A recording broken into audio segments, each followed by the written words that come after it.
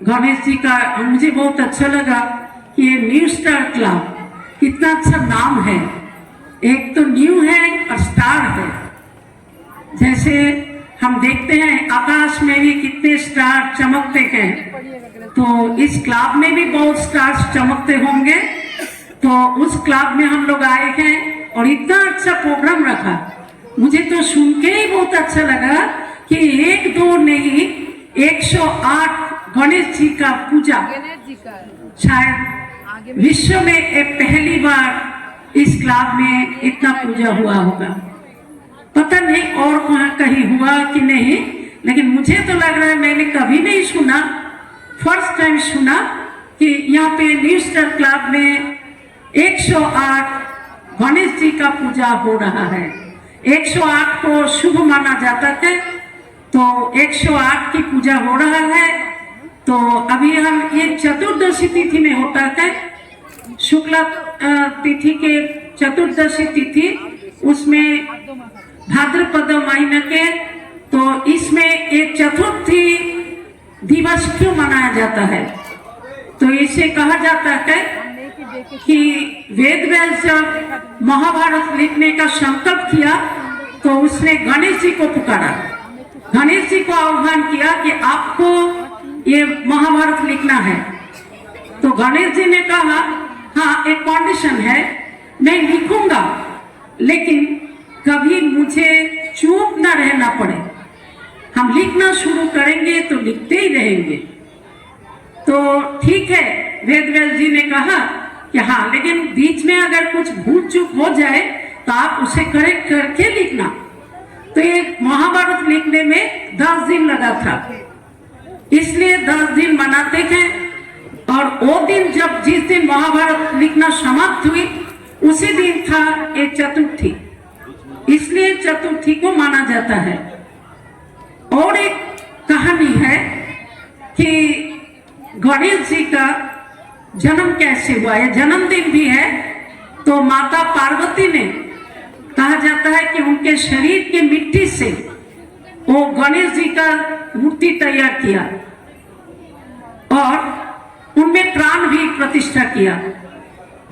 फिर एक दिन ऐसा हुआ कि शंकर जी तपस्या के लिए दूर में था और माता पार्वती ने गणेश जी को कहा कि जब तक मैं स्नान करके ना आऊं तब तक अंदर किसी को भी आने नहीं देना, प्रवेश करने किसी को भी अलाउ नहीं करना। तो गणेश जी सम्मत हुआ। और फिर क्या हुआ, माता तो स्नान करने के लिए गई और उसी समय शंकर जी का तपस्या पूरा हुआ तो वो घर में आया। वो घर में जैसे ही आया तो देखा द्वार पर गणेश जी खड़ा है। वो तो उनको तो पता नहीं था कि उनका ही बेटा है। तो उनको बोला कि हमारा रास्ता छोड़ो, हम अंदर जाएंगे। तो वो तो बोला कि नहीं, हम जाने नहीं देंगे, माता जी का ऑर्डर है, हम जाने नहीं देंगे। तो दोनों में बहुत फाइट हुआ उसी समय। शंकर जी ने कहा अगर मेरा रास्ता नहीं छोड़ोगे तो देख लेना मैं क्या कर सकता हूं। हुआ भी ऐसा। तो शंकर जी ने लास्ट में जब कोई भी रीति से मानने के लिए तैयार नहीं हुए तो शंकर जी ने उसका गला काट दिया। तो फिर मां पार्वती ने आई, आकर के देखे उसको तो रोना शुरू की कि मेरा पुत्र को आपने वध कर दिया। तो जब तो फिर बाकी देवताएं भी आए, उन लोगों ने भी कहा कि आपने तो ये बहुत अनर्थ किया, अपने बेटे का ही आपने वध कर दिया। तो उसने क्या किया उसी समय, तो उनको तो मालूम नहीं था कि उनका बेटा है। तो वो फिर क्या किया, बोला कि जाओ, उनके जो भी नंदी था उनके साथ साथ और थे, तो बोला आप लोग जाओ, जाकर के जो भी ऐसे माँ के पीछे मुंह करके सोए हैं ऐसे किसी को, उस किसी के गला काट के लेके आओ, मैं जोर देता हूँ, जल्दी जाओ। तो उन लोगों ने दौड़ दौड़ के गए, जाके देखा कि एक हाथी के बच्चा उधर माँ के पीछे मुंह करके वो सोया हुआ था। तो जाकर के उन नंदी और उनके साथियों ने उसका गला काट करके लेके आया। बोला जल्दी जल्दी इसको जोड़ना पड़ेगा, नहीं तो उसमें प्राण नहीं आएगा। तो आकर के वो शंकर जी ने उनका गला उसके साथ जोड़ दिया। धीरे धीरे उनमें प्राण आया और उठ के खड़ा हुआ। तो सभी देवी देवताओं ने उनको बहुत ऐसे आशीर्वाद किए। तब से कहा गया कि इनका पूजा जब होगा, सभी देवताओं के पूजा के पहले गणेश जी का पूजा होगा। गणेश जी को बहुत शक्ति, समृद्धि, ये सब मिलेगा। वो देने के लायक बनेगा। वो सभी के लिए विघ्न विनाशक होंगे। विघ्न विनाशक उनको कहकर पूजा किया जाता है। तो वो देखो गणेश जी, वो सचमुच एक बार ऐसा भी हुआ था कि गणेश और कार्तिक दोनों को कहा गया कि आप सबको कौन ऐसे हो सकता है कि सारे विश्व भ्रमण करके पहले जो पहुंचे उनको सबसे बुद्धिमान माना जाएगा। तो कार्तिक तो उनका मोड़ लेकर के निकला विश्व भ्रमण के लिए, लेकिन गणेश जी ने क्या किया, वो अपने माता पिता के चारों तरफ घूम के वो आकर के बैठ गया। तो देखो उसने माना कि विश्व भ्रमण करने से ज्यादा पुण्य होता है माँ बाप को मानने से। माँ बाप ही विश्व के लिए सबसे श्रेष्ठ है, इसलिए वो माता पिता के चारों तरफ घूम के आकर के बैठा। तो माना गया, उनको माना उसी समय कि हाँ सबसे बुद्धिमान तो गणेश जी है। तो गणेश जी की मूर्ति में देखना, यहाँ पे 108 तो मूर्तियां रखा है। तो गणेश जी की मूर्ति में दिखाते हैं उनके 4 भुजाएं हैं। तो उनके जो मस्तक है वो हाथी का है। मतलब हाथी वास्तव में ये सब ना इनका इनर मीनिंग है। तो हाथी है सबसे बुद्धिमान जानवरों में, हाथी बहुत बुद्धिमान होता है और हाथी का मेमोरी पावर बहुत होता है। तो हाथी का प्रतीक उनका शीर पे दिखाया और उनके जो कान है वो देखो इतना बड़ा बड़ा कान दिखाते हैं। मतलब वो दूर का सुन सकता है और लंबा कान है, माना वो जो दुखी आत्माएं हैं उनके दुख दर्द जो है उनको वो सुनाई देता है। और बहुत दूर से भक्तों की वो आवाज जो है, प्रार्थना जो है उनको सुनाई देता है। वो संकट मोचन है, वो सभी का दुख दूर करता है। सभी के जीवन के जो विघ्न है, संकट है, वो दूर कर सकता है। और उनके जो सूंड दिखाते हैं, वो सूंड किसका प्रतीक है? शक्ति का प्रतीक है। हम सभी जानते हैं कि हाथी जब उनके रास्ते में कोई विघ्न आता है, कोई पेड़ ऐसे होता है, उनका इतना शक्ति है, वो ना उनके सूंड से वो पेड़ को एकदम उखाड़ के अपने में उसको लटक के वो एकदम दूर में फेंक देता है। तो माना वो बुलडोजर और क्रेन दोनों का काम करता है। तो उनमें इतना पावर है, इतना पावर है। तो वास्तव में उनका आंखें भी इतने छोटे छोटे हैं। छोटी आंख किसकी प्रतीक है? देखो, एक तो उनका जो दृष्टि है बहुत दूर तक, और क्या है, आंखें छोटी है जिससे वो कोई भी छोटी चीज को ना वो बड़े रूप में देखते हैं। अगर ऐसा नहीं होता तो पता नहीं यो क्या कर लेता। तो उनका आंखें ऐसे छोटी छोटी है और बहुत दूर का वो देखता है, सुनता है। तो ये उनमें विशेषता है। और क्या है, उनका जो पेट इतना बड़ा, लंबोदरो कहते हैं। तो मतलब है वो ना किसी का भी कोई बात वो अपने अंदर समझ सकता है।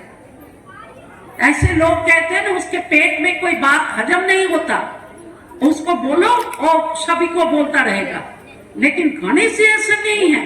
उनका पेट इतना बड़ा है, मतलब वो सभी के जो बातें हैं वो अपने अंदर समा सकता है। और एक बात है, उनका पैर देखना, दोनों पैरों में एक पैर दूसरे पैरों के ऊपर वो रख के बैठा है, और जिस पैर को नीचे रखा वो भी जस्ट अंगुली के ऊपर रखते हैं। माना मात्र इस धरती के, इस सृष्टि के वो टच करके रखा, लेकिन इनसे उनका बुद्धि बहुत ऊपर है। इस धरती का आकर्षण उनमें नहीं है, इसलिए वो दिखाते हैं। और उनके वाहन जो दिखाते हैं वो चूहे को दिखाते हैं। चूहे को हम सब जानते हैं। चूहे अगर किसी को काटता है ना, वो पहले जिसको काटेगा उसको पहले फूंक देता है, जैसे एनास्थेसिस करते हैं ना, ऐसे वो भी पहले फूंक देता है, फिर उस जगह को वो काट लेता है। जिसको काटता है तो व्यक्ति को पहले पता नहीं चलता है, बाद में पता चलता है अरे इससे तो कट के गया। तो देखो उनमें इतना परख शक्ति है, वो ऐसा वो चेक करके उसमें काटता है। पहले उसका वो जो उनका जो माना सेंस है, उनका पावर है, उसको वो ऑफ कर देता है, हाँ, और फिर वो काटता है। मतलब क्या है, ये है परख शक्ति। अगर हम सभी भी अपने लाइफ में राइट क्या है, रॉन्ग क्या है, कहाँ मुझे क्या कहना है, वो सोच के वो परख करके बोले, तब तो हमारे जीवन में संकट विघ्न ये दूर हो सकता है। इसलिए उनका वाहन चूहे को दिखाया।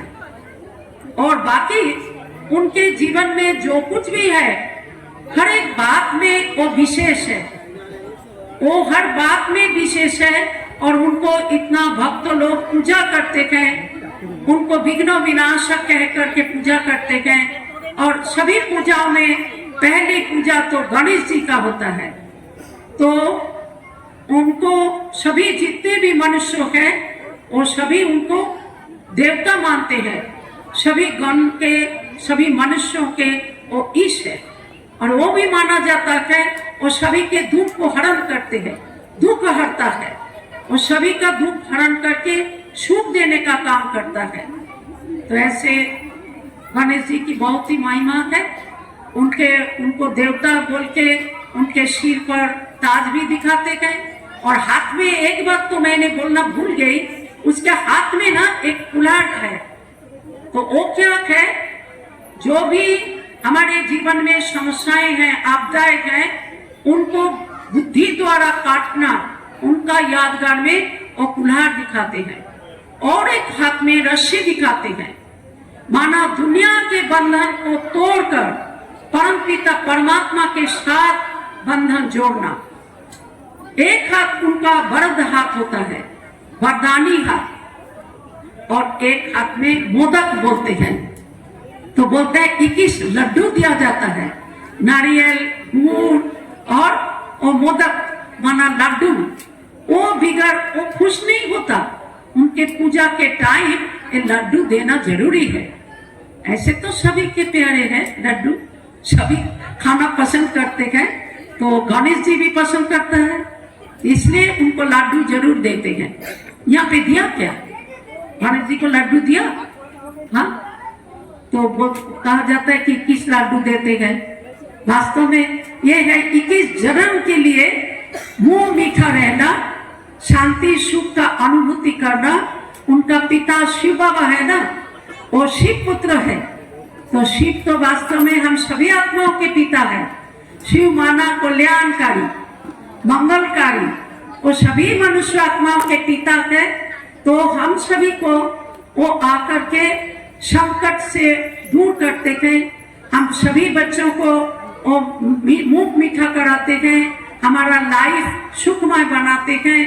तो उनका बेटा तो ऐसा होगा, लाइक फादर लाइक सन, इसलिए शंकर गणेश जी ऐसा है। बहुत बहुत धन्यवाद दीदी जी का।